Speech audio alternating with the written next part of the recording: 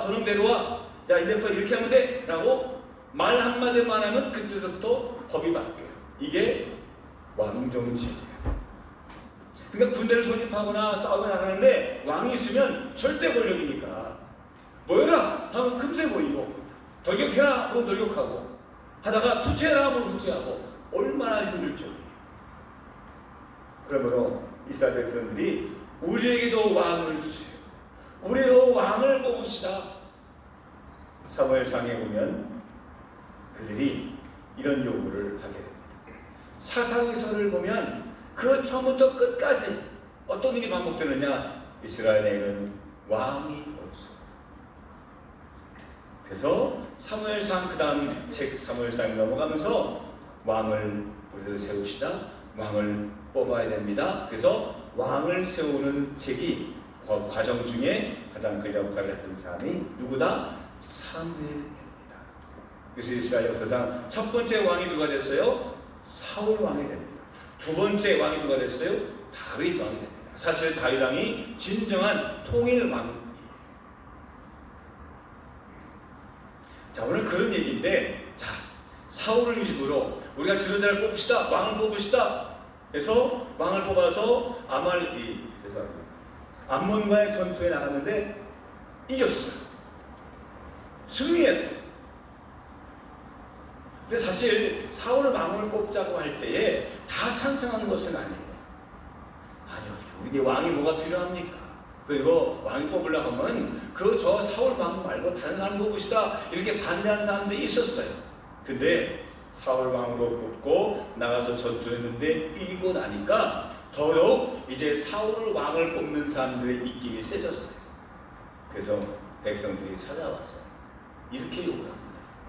사울을 왕으로 뽑는데 반대하는 사람들이 어디 있습니까? 그 사람들을 찾아내서 죽여버립시다. 자, 그러면 사울 왕 개인의 입장에서 본다면 좋은 일이에요, 나쁜 일이에요? 좋은 일이죠. 내가 하기도 전에 백성들이 알아서 이 반대파들을 이거 제거하자고 얘기하니 얼마나 고맙겠습니까? 하지만 사울 왕이 읽어볼까요? 자, 13절 같이 읽겠습니다. 13절 시작. 그러자 사울이 말하였습니다. 안 되고 오늘은 아무도 죽여서는 안 돼요. 여호와께서 오늘 이스라엘을 구해 주셨기 때문이에요. 그들이 나와 생각이 달라서, 아니 나를 반대했기 때문에, 아니 그들이 이 싸움에 참전하지 않았기 때문에 그들을 제한하거나 차별을 둬서는, 심지어 그들의 목숨을 빼는 것도 안 됩니다. 왜? 이 전쟁은 내가 왕이라서 된 게 아니라, 내가 실력이 뛰어나서 이긴 것이 아니라 하나님이 승리하셨기 때문에. 이게 사울의 고백이에요. 사울은 차별하지 않았습니다. 대부분의 수많은 인간의 역사상 좀 절대 권력을 가진 사람, 유명한 사람들을 보면 다 알게 모르게 반대파를 숙청하는 일에 결코 게을리 행하지 않았습니다.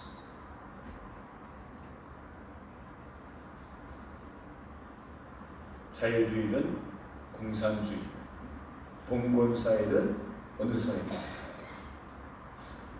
전 세계 가장 많은 영토를 통일했던 사람 징기즈칸, 얼마나 유명했습니까? 이 몽골 사람들은 그 징기즈칸에서 난 자부심이 엄청납니다. 근데 그 비결에는 그게 있어요.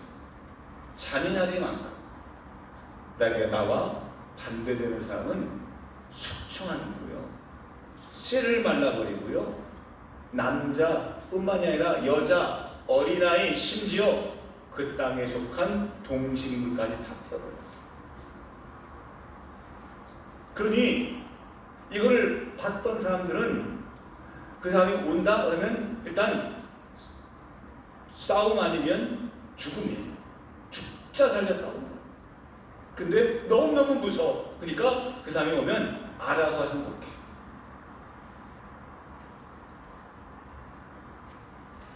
사랑하는 성도 여러분, 오늘 사무엘은 새로운 나라를 설립합시다 라고 제창하는 이유가 그 사울의 개인적인 능력이 출중해서가 아닙니다. 새로운 개념, 또 새로운 성품, 이 세상과 같지 않은, 세상에서는 볼 수 없는 새로운 어떤 그런 신앙의 모습을 갖춘 이 사울을 보았기 때문 아닐까요? 차별을 두지 않는 사람, 네 편을 가르지 않는 사람, 원수를 갚는 일에 열심을 내지 않을 사람. 원수 갚는 일은 우리의 할 일이 아닙니다. 적을 없애는 것은 우리가 하는 일이 아닙니다. 전쟁은 하나님이 하시는 일이요, 원수 갚는 일로 하나님이 하시는 문제로 있습니다. 읽어볼까요? 동그라미 1번 같이 읽겠습니다. 로마서 12장 19절 시작. 내 사랑하는 자들아, 너희가 친히 원수를 갚지 말고 하나님의 진노하심에 맡기라. 기록되었으되 원수 갚는 것이 내게 있으니 내가 갚으리라고 주께서 말씀하시니라. 아멘. 원수 갚는 것 누구한테 있다고요? 내게. 내가 누구예요? 하나님께서. 그러므로 원수 갚는 일에 열심을 낼 필요가 없습니다. 우리는 그냥 사랑하고, 예수님이 말씀하신 것처럼 원수를 사랑하고 그를 위하여서 축복하면 되는 거예요. 그게 이 땅에 하나님이 쓰시는 사람의 자질이요, 성품이 아닐까요? 차별하지 않는 사람은요, 법으로 만들 수 없어요. 우리 사회도 차별금지법이라는 법이 지금 상정되고 계류되고 계속 반복되고 있지 않습니까? 여러분, 그것보다 더 중요한 것이 있습니다. 그것보다 세상을 바꾸는 일에 법보다 더 중요한 것, 나라를 혁신하는 것보다 더 중요한 것이 있습니다. 그것은 뭐냐면 한 사람 한 사람의 개인의 마음을 바꾸는 법이에요. 이게 예수님이 하신 세상을 바꾸는 법이었어요. 예수님은 국가를 정복하거나 독립운동을 하거나 법을 바꾸려고 하지 않았어요. 예수님은 오히려 원수까지 사랑하라고 가르치셨고, 그리고 십자가를 통해서 사랑의 본이 되어 주셨습니다. 주님은 개개인의 생각과 마음이 올바른 방향을 가질 수 있도록 끊임없이 가르치셨고, 훈련을 거듭하셨고, 죽기까지 순종하시면서 부탁 또 부탁하셨어요. 누구에게? 제자들에게. 예수님은 일타 강사처럼 말씀만 한 번 하시면 한 번에 남자만 5,000명이 넘는 사람들이 감화를 받았어요. 수많은 사람이 예수님의 제자가 되어서 떼거처럼 몰려들었어요. 돈을 싸들고 오는 사람도 있었어요. 자기의 관직과 명예를 놓고 오는 사람도 있었어요. 그런데 예수님은 그런 사람을 전혀 관심 두지 않으셨어요. 그저 천한 직업에 있던 사람들, 세상에 별걸 넘는 사람들을 12명만 삼으셔서 그들을 인격적으로 가르치셨고, 죽기까지 그들에게 부탁하셨어요.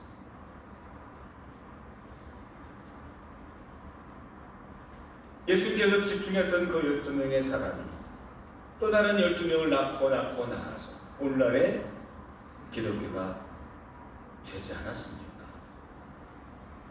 법으로 기독교가 바뀌는 거 아니에요. 감리교 매년마다 총회 때 교리와 장정 바꿔요. 그거 바꾼다고 감리교가 바뀌어지나요? 아니잖아요. 정직해야 됩니다. 마음만 얘기해봐야 무슨 소리 있겠어. 정직하고자는 마음에 내 한 사람의 결단과 신앙과 고백과 헌신이 없으면 법으로도 안 돼요. 왜? 법을 얼마든지 바꿀 수 있어요. 얼마든지 다 가라를 만들 수 있어요. 예수님이 원하시는 것은 개개인 한 사람의 변화였어요. 이게 얼마나 어려운 일이다. 그러나 얼마나 중요한 일인지를 우리 예수님의 제자를 통해서 할 수 있지 않습니까? 이 땅에 선진 국가가 만들어지는 것은 지도자 한 사람 바뀐다고 되지 않습니다. 당을 바꾼다고 되는 게 아니에요. 법을 바꾼다고 되는 게 아니에요. 체제를 전복시킨다고 되는 게 아니에요. 한 사람이 두 사람이 되고 네 사람 되고 그 사람들이 소수가 아니라 절대 다수가 되냐. 여기서 말한 절대 다수는 또 어떤 퍼센테이지로 얘기할 수 없어요. 뭐 3분의 1이다, 절반이다, 3분의 1이다 이렇게 말할 수가 없어요. 물론 교리와 장로의 일반 법에서 말한 절대 다수는 과반수 이상이에요. 법정주를 본다면. 꼭 그렇게 보지 않아요. 왜? 예수님은 작은 소수의 인원이 어떻게 세상을 바꾸는지 보여주셨어요. 너희 세상의 빛이다, 소금이라고 말씀하실 때 그 바다의 소금이 2.8%밖에 되지 않지만 소금의 바다가 썩지 않도록 맛을 내는 역할을 했던 것처럼 소수의 영혼의 사람이지만 그 절대가 될 때에 세상을 바꿀 수 있다는 걸 우리에게 보여주셨어요. 그 절대의 다수의 선한 시민이 나라와 국가를 결정짓고 운명을 바꿀 수 있다는 사실.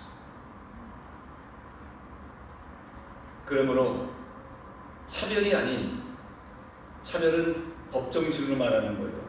차별이 아닌 그보다 더 약한 내 한 사람의 편견의 마음부터 우리가 바꾸어서 편견이 없는 사랑의 마음으로 나 한 사람부터 시작되고 그 한 사람이 또 다른 사람을 낳고 낳을 때 세상을 아름답게 변화시키는, 그리고 이 나라가 정말 하나님 보실 때 아름답고 착하고 선하고 영향력을 끼치는 이 선진 사회, 이 대한민국을 아름답게 만들어가는 밑거름이 될 줄로 믿습니다.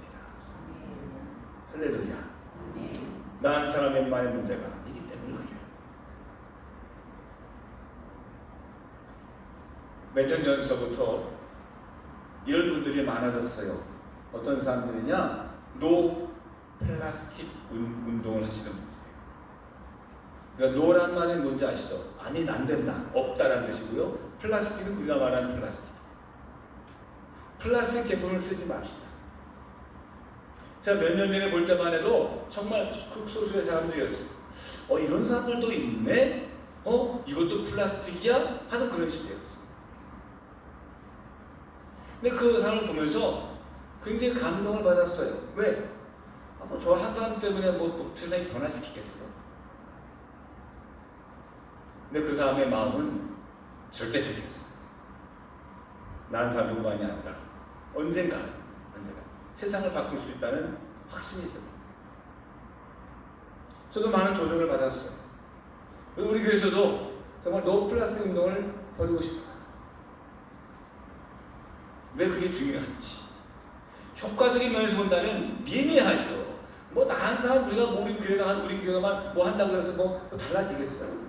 남도 다 하는데 우리 교회만 정직한다고 용인동지방 달라지겠어요? 감리교가 달라지겠어요?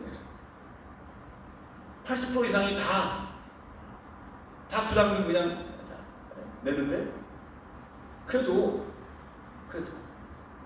한 사람 달라지고 변화가 될 때 언젠가는 하나님 보실 때 정직이 상식이 되고 그 상식이 법이 되는 그때가 올 줄로 저는 믿습니다.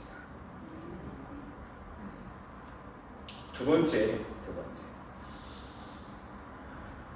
새로운 나라를 향해서 사무엘은 어떻게 처신했습니까? 한번 따라해 봅시다. 하나님과의 관계가 중요합니다. 새로운 나라, 정직한 나라, 아름다운 나라를 만들 때에 중요한 것이 있습니다. 국방력도 중요하죠. 지도력도 필요합니다. 법도 필요합니다. 인구수도 필요합니다. 근데 더 중요한 것, 빼놓을 수 없는 것이 있는데요. 그것은 하나님과의 관계가 중요하다는 이야기입니다. 사울은 본격적으로 이제 집화 동맹 체제에서 왕정 제도의 전환의 속도를 냅니다. 암몬 족속을 이기고 길앗 야베스까지 구원해냈으니 왕으로서의 자질을 인정받고 이제는 급속 것 없이 이제 왕으로 온 백성에게 선포하고 왕관을 씌우면 되는 거였어요. 그래서 왕의 즉위식을 치름으로써 이스라엘의 온전한 왕 시대를 열고자 했습니다. 사무엘도 반대하지 않았습니다.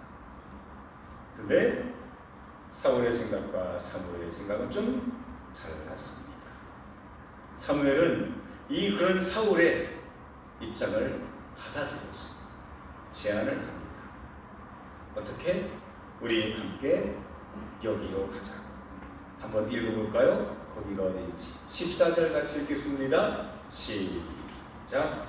사무엘이 백성에게 말했습니다. 자, 우리가 함께 길갈로 갑시다. 거기에다 새로운 나라를 세웁시다. 아멘. 새로운 나라를 건설할 곳 어디요? 길갈이에요. 예루살렘 아닙니다. 그동안 함께 모였던 길갈도 실로도 아니었어요. 물론 야곱이 하나님을 만났던 베델도 아니었어요.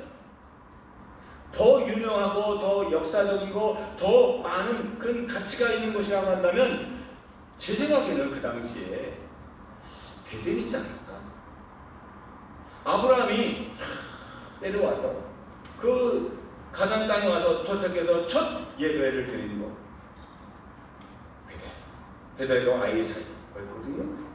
그리고 아브라함의 아들의 아들 야곱이 하나님을 만나고 경험하고 우리가 이제 나중에 여기에다가 내가 하나님의 성전을 지어드렸습니다 했던 곳 베델이거든요. 베델이라는 이름 자체가 하나님의 집이라는 뜻이에요. 그러면 베델이 더 유망하지 않을까요? 사무엘의 생각은 달랐어요. 역사적으로, 정치적으로, 문화적으로 또는 군사학적으로, 지정학적으로 이런 걸 따지지 않고 사무엘은요, 길갈로 갑시다. 새로운 나라를 거기서 건설합시다 라고 말했던 그 이유는 길갈이라는 것이 어떤 곳이냐? 지난주에 제가 말씀을 드렸어요. 여호수아가 요단강을 건너자마자 그 옛날 그 애굽을 탈출했던 모세가 이스라엘 백성들이 했던 그 우를 범하지 않기 위해서 이제는 우리가 하나님이 하신 일을 꼭 기억하십시오. 이 요단강을 건너는 것은 우리가 하는 것이 아니라 우연히 된 것이 아니라 하나님이 하신 것입니다라는 것을 잊지 않고 기억하기 위해 요단강 내에서 돌 몇 개를 가져오게 시켰어요. 몇 개? 12개. 12개를 가져다가 어디에다 심으라 했어요? 이스라엘 백성들이 거주하는 그 장막 앞에 딱 심으라 그랬어요. 그 장막이 어디냐? 길갈입니다. 그리고 여호수아 5장 3절에 보면 그 길갈에서 뭘 하느냐? 하나님 앞에 그들이 할례를 해요.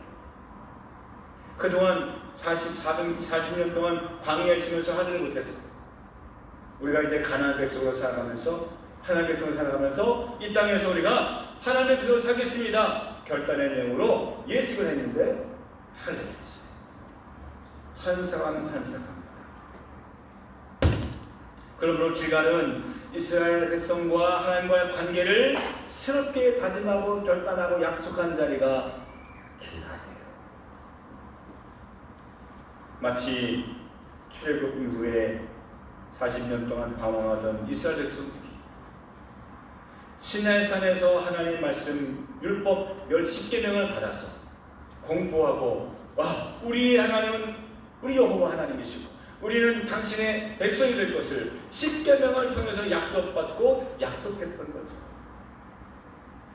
이제 그 광야의 시대가 아니라 이제 혼돈했던 이제 12지파 동맹의 시대가 아니라 이제는 왕정 시대로 우리가 나아가고자 하는 그 전환기 시점에 사무엘이 원하는 것은 하나님 앞에 약속하십시다.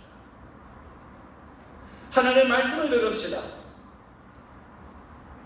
우리는 하나님의 백성이요. 우리의 진정한 왕은 사울이 아니라 그 위에 계시는 여호와 하나님이 우리의 진정한 왕이십니다 라는 고백으로 나아가자는 뜻이 길갈이었어요.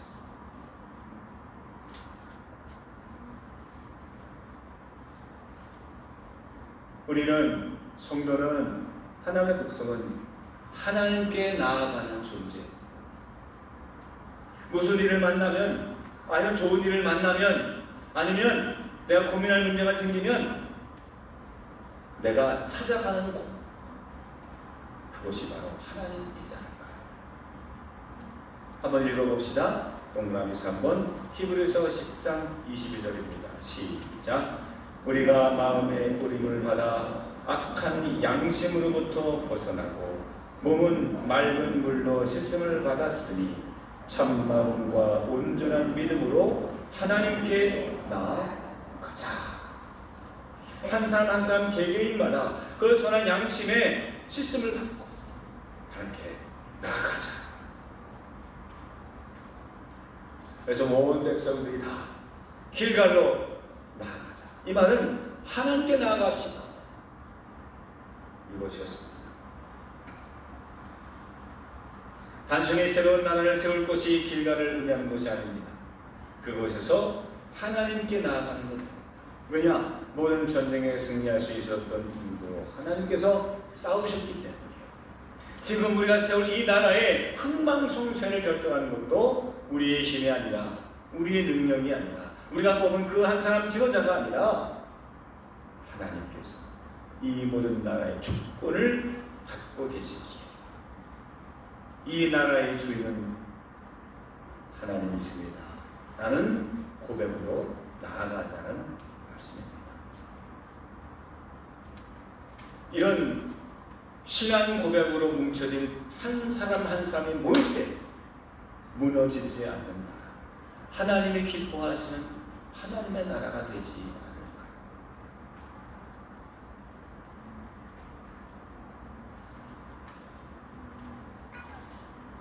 우리는, 여러분, 내가 조그마한 세포, 내 몸에서 나오는 머리카락 하나만으로요 내가 누군지를 알 수 있어요. 그렇죠? 유전자 검사를 하게 되면 이건 구영범 겁니다, 이거는 누구 겁니다, 다 알 수 있는 것처럼 한 사람 한 사람만 봐도 그 나라의 국가의 운명과 미래를 알 수 있지 않을까요? 실제로 그런 역사가 있었습니다. 다니엘이 바벨론 포로로 끌려가서 평생토록 거기에 살았을 때에, 다니엘이 총리가 되었을 때에 사람들은 총리한 사람을 보고, 바벨론 왕은 이 다니엘 한 사람의 신앙을 보고 다니엘의 나라, 하나님의 나라에 대해서 극찬을 아끼지 않았더라는 거예요. 한번 읽어봅시다. 동그라미 4번입니다. 시작.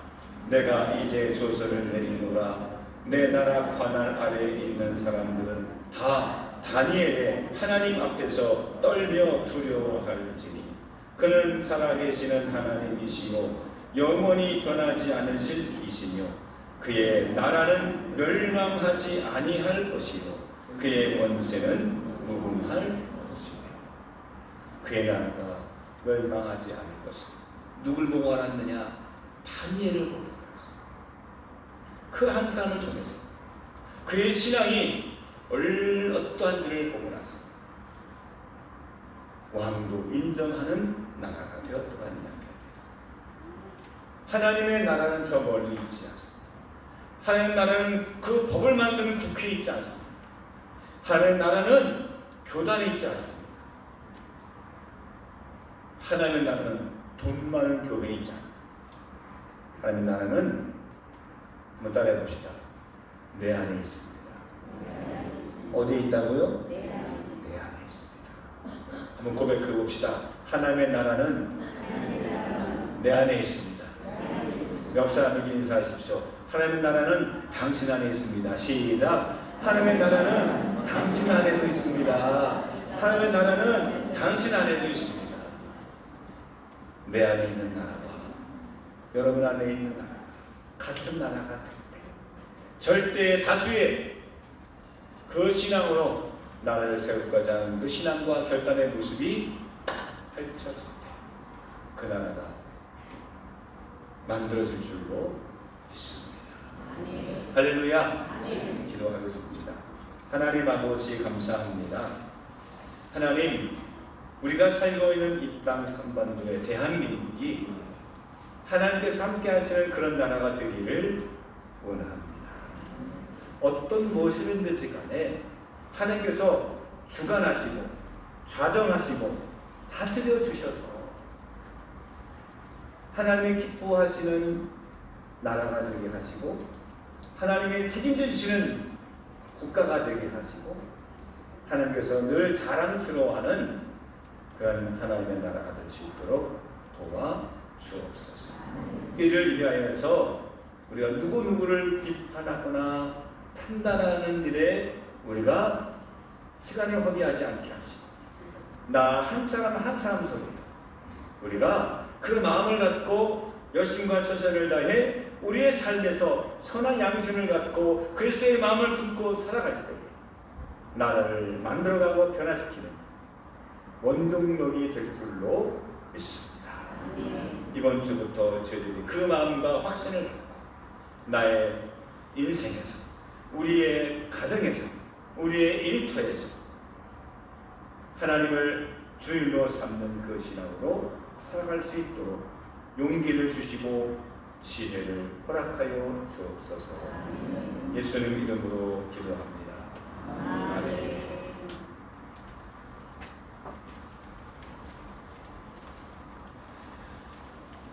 오늘 말씀에 많은 은혜와 감동과 도전이 되신 줄로 믿습니다. 다 같이 일어나시면서 우리 옆 사람과 우리 인사하겠습니다. 우리는 하나님의 백성입니다. 할렐루야. 우리는 하나님의 백성입니다. 하나님의 나라를 만들어가는 천국 주민 됩시다. 함께 인사하겠습니다.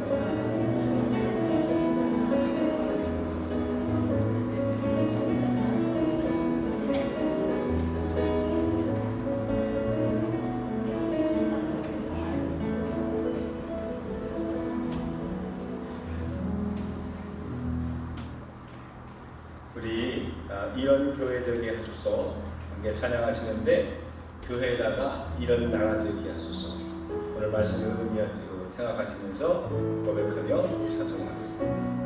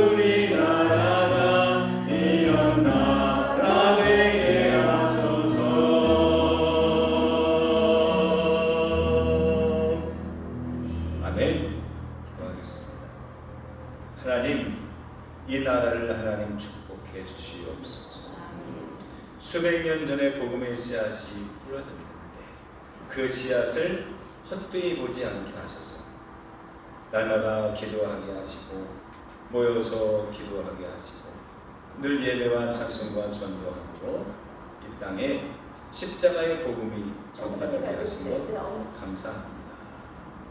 오늘 그 모든 기도의 수고가 헛되지 않도록 하나님께서 함께 해주셔서 수많은 환난과 전쟁과 핍박과 고난이 있었지만 잘 극복하게 하신 것도 하나님이심을 믿고 감사를 드립니다. 앞으로 우리나라가 더욱 건강하고 그리고 하나님이 기뻐하시는 만한 믿음의 나라 될 수 있도록 인도해 주시옵소서. 지금 하나님 우리 대통령과 공무원들 또 각 정당들 우리 모두에게 하나님께서 축복해 주시고 차별하지 않고 또 편견을 갖지 않고 우리 모두가 다 하나님의 거룩한 백성임을 고백하며 한 마음으로 열심과 최선을 다해 이 위기를 극복해 나가며 세상을 향해서 아름다운 빛과 소금의 역할을 감당하는 하나님의 나라 될 수 있도록 도와 주시옵소서. 이제는 성부와 성자와 성령 삼일체를 쓰는 우리 여호와 하나님께서 영원토록 함께 하실지어다. 아멘.